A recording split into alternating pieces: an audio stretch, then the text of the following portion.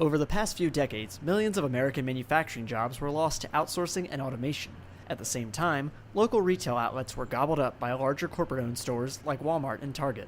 Ellicott and Co. in downtown Lancaster, Pennsylvania, looks to fight back against this rising tide. Our vision is to essentially move the needle of American manufacturing, I think, by telling those passionate stories about makers in the States. The store was originally going to be set in the delayed Surveyor Hotel in downtown Lancaster.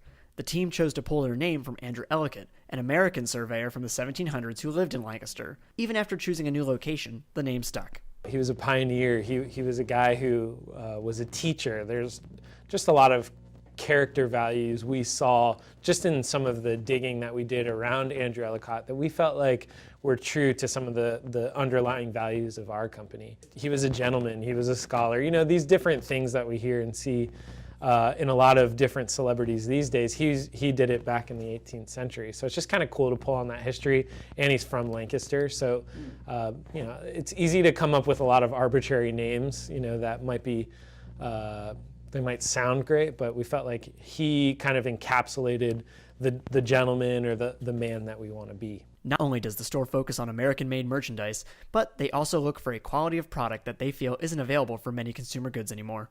A lot of stuff that we see these days is made in China. It's, you know, stuff that's like easily consumed and thrown away.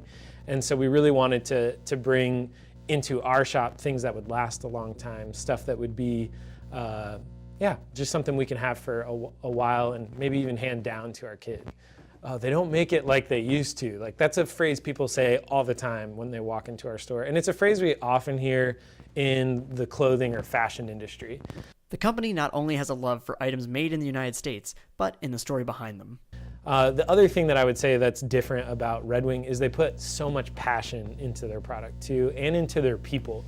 You know, they have people that have been working at their factory for 30 years. They have people that literally have been making boots for that amount of time. You don't get that with a lot of shoe companies, but even just with a lot of companies in general. Companies that have stood the test of time, whose product hasn't really changed a lot. I think they've always led with that value of quality over anything else. Ellicott and Co. opened its doors in June 2016 after a series of successful pop-up shop promotions. A resurgent interest in American manufacturing and quality could mean they will be around to become one of the stories they enjoy so much. A lot of the antiques we have in the store come from that idea that, again, people say they don't make it like they used to. So it's fun to be able to merchandise a new product that's made with a lot of passion, that's made for long last, next to something that has stood the test of time.